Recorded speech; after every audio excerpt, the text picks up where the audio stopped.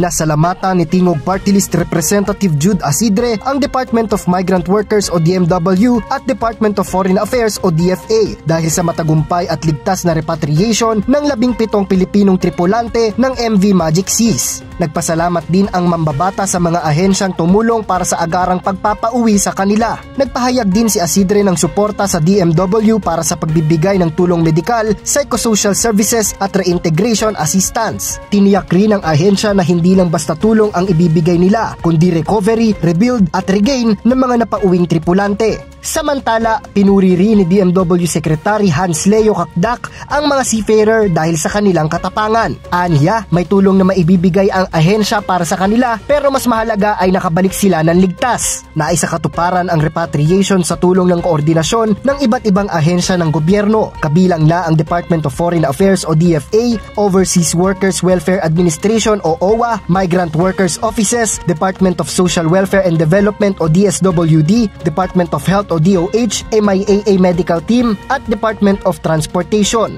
Matatandaang inatake ng rebeldeng grupong Houthi ang cargo vessel na MV Magic Seas sa Red Sea noong nakaraang linggo. Para sa totoong balita sa Bagong Pilipinas, Japr Regala, Congress News.